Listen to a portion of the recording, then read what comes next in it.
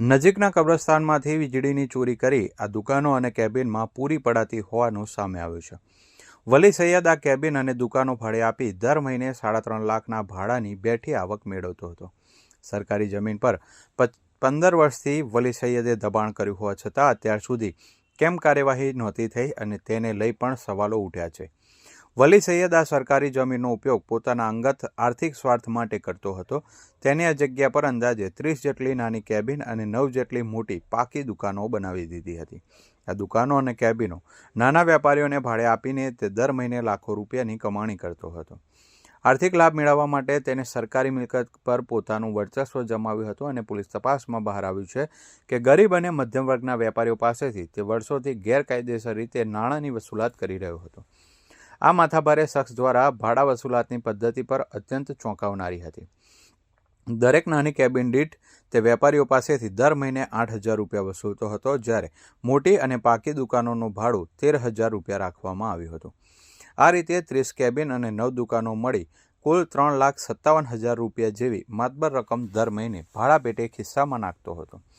સરકારી મિલકતનો ઉપયોગ કરીને અંગત તિજોરી ભરવાનું આ કૌભાંડ પોલીસની સતર્કતાને કારણે અંતે ખુલ્લું પડી ગયું છે.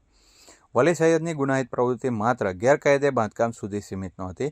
તેણે બાજુમાં આવેલા કબ્રસ્તાનમાંથી ગેરકાયદેસર વીજ જોડાણ મેળવ્યું હતું. આ ચોરીની વીજળી તે પોતાની ગેરકાયદે દુકાનો અને કેબિનોમાં સપ્લાય કરતો હતો. આ રીતે તે વીજળીના બિલના પૈસા પણ બચાવતો હતો અને ભાડુઆતો પાસેથી પૂરેપૂરી રકમ વસૂલતો હતો. કબ્રસ્તાન જેવી પવિત્ર જગ્યાનો ઉપયોગ પણ તેણે પોતાના કાળા કારોબાર માટે કર્યો હોવાનું સામે આવતા લોકોમાં ભારે રોષ જોવા મળી રહ્યો છે અને તંત્ર પણ એક્શનમાં આવ્યું છે. ડીસીપી નિધિ ઠાકુરે આ મામલે માહિતી આપતા જણાવ્યું હતું કે વલી સૈયદ કુખ્યાત સજ્જુ કોઠારી ગેંગનો સક્રિય સભ્ય હોવાની પ્રાથમિક માહિતી મળી છે. તે લાંબા સમયથી આર્થિક લાભ ખાટવા માટે સરકારી જમીનો પર દબાણ ઊભું કરવાની પ્રવૃત્તિમાં સંડોવાયેલો હતો. હાલમાં તેની સામે જાહેરનામા ભંગની ફરિયાદ નોંધાઈ છે, પરંતુ પોલીસ તેની અન્ય ગુનાહિત કુંડળી પણ તપાસી રહી છે.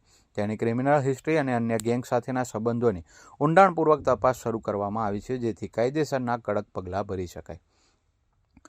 આઠવા લાઇન્સ પોલીસ દ્વારા કરવામાં આવેલી આ કામગીરીથી નાનપુરા વિસ્તારના માથાભારે તત્વોમાં ફફડાટ વ્યાપી ગયો છે. વર્ષોથી જામી પડેલા દબાણને દૂર કરી પોલીસે સાબિત કર્યું છે કે કાયદાથી ઉપર કોઈ નથી.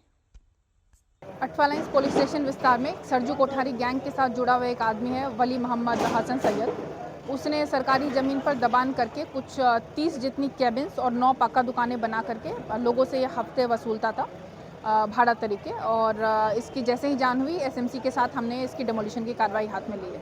ये कितने साल से था मैडम, और जो सरजू कोठारी गैंग है कितना था और कब से जुड़ा था? लगभग 8 से 10 साल से ये दबान करके भाड़े वसूल रहा था और सरजू कोठारी गैंग के खिलाफ सूरत पुलिस शुरू से ही एक्शन ले रही है और एक्सटॉर्शन वगैरह में वो संकलित था और उसके खिलाफ आगे भी तड़ीपार की कार्रवाई हो चुकी है.